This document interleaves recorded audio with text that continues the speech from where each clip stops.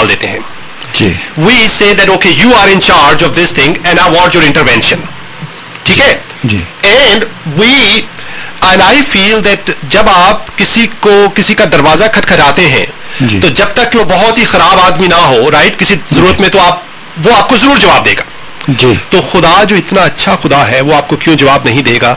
इसलिए हम आपके दुखों को, आपकी तकलीफों को खुदा के सामने पेश करते। लेकिन मैं एक छोटी सी बात पेश करके and then I will come to the prayer. बहनों भाइयों, अगर आपके जहन में कोई दुआ की दरख्वास्त है, कोई दुख है या तकलीफ है या परेशानी है, आप हमें कॉल कीजिए। तकरीबन 5 मिनट के बाद हम दुआ करेंगे आपके लिए, सरदार साहब दुआ करेंगे। और अभी सरदार साहब आपकी कॉल्स लेंगे। सरदार साहब, if you can come, if anybody wants to call right for prayer, you give us your name and your prayer request. जो भी दुख है आप हमारे साथ नहीं बांट रहे, खुदा के साथ बांट रहे हैं। आपको नाम बताने की भी जरूरत नहीं है क्योंकि खुदा आपके नाम को जानता है, ठीक है। लेकिन अगर आप बताना चाहते हैं, आपके दुख और तकलीफ को बताना चाहते हैं कौन सी है, you can let us know and we like to hear from you. लेकिन एक कहानी मैं आपकी खिदमत में पेश करता हूं परवेज साहब। हम हवाला नहीं पढ़ेंगे, I will just go and just tell the story. क्या ख्याल है परवेज साहब? ये कहानी जो है इस तरह से, गौर से सुनिए, हो सकता है इस कहानी में आपको अपना किरदार नजर आए। सुनने वाले बहनों भाई मेरी बात गौर से सुनिए। कहते हैं कि एक बादशाह था। एक बार उसने अपने नौकरों का हिसाब लेना चाहा, ठीक है। अपने नौकरों को बुलाया, बताया कि अच्छा भी बोलो, मैंने किस किस के जिम्मे मेरा क्या क्या रहता है। क्योंकि बादशाह था, जस्ट स्टोरी, तो जाहिर बात है उसने उनको हो सकता है उसने उनसे कर्जा लिया हो, पैसे लिए हो, कुछ और लिया हो। तो सारे नौकर उसके सामने हाजिर हुए।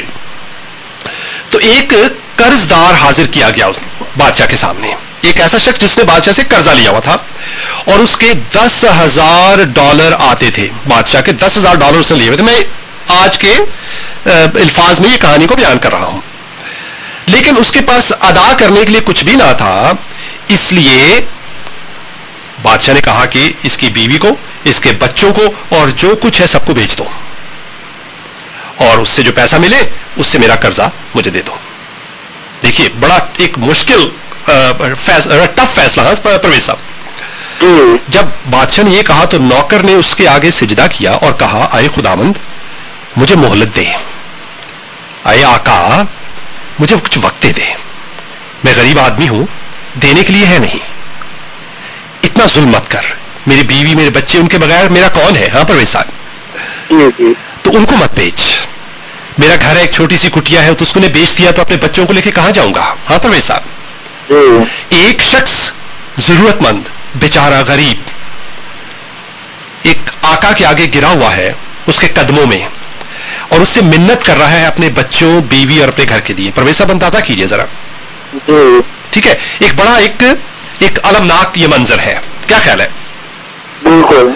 और मुझे मोहलत दे दे, छोटे छोटे मेरे बच्चे हैं, लेकर कहां जाऊंगा? और देखिए क्या हुआ, और लिखा है जो मालिक था, जो बादशाह था, उसने तरस खाकर उसको छोड़ दिया। सिर्फ छोड़ा ही नहीं परवेज साहब, कर्ज भी बख्श दिया। अच्छा ठीक है, कर्ज आ गया, बच्चे हैं तेरे छोटे छोटे, कहां तू मारा मारा फिरता रहेगा, चल कर्ज माफ कर देता हूं तुझे। हाँ परवेज साहब, कितना अच्छा खूबसूरत फैसला हुआ, ठीक है। लेकिन कहते हैं, आगे कहानी सुनिए, जब वो नौकर बाहर निकला तो उसके साथ के दूसरे नौकर वहां फिर रहे थे।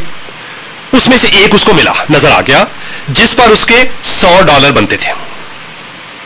अभी $10,000 बख्शवा कर आया है और एक दूसरे नौकर को पकड़ा जिसने उसके $100 देने थे, $100, और उसने पकड़ा उसको, गले से दबाया और कहा $100 दे भाई, निकाल जल्दी से $100। और उसने उसके कदमों में गिरा और कहा कि भाई मेरे पास पैसे नहीं है, $100, गरीब आदमी हूं, नौकरी नहीं है, बच्चे हैं छोटे छोटे, $100 कहां से दूं मैं तेरे, मुझे थोड़ा सा टाइम दे दे तो मैं दे दूंगा।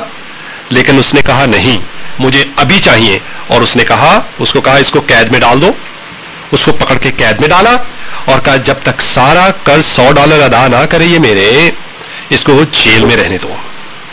जब दूसरे लोगों ने देखा तो बादशाह के पास गए। बादशाह ने कहा देख, तूने इसका $10,000 माफ कर दिए और इसने बाहर वो $100 वाले को इतना मारा है और उसको उसका गला भी घोंटा और उसको जेल में बंद करके आ रहा है ये। उन्होंने जाके बादशाह को शिकायत कर दी। अब बादशाह ने क्या कहा, बादशाह को गुस्सा आ गया। बादशाह ने कहा बुलाओ इस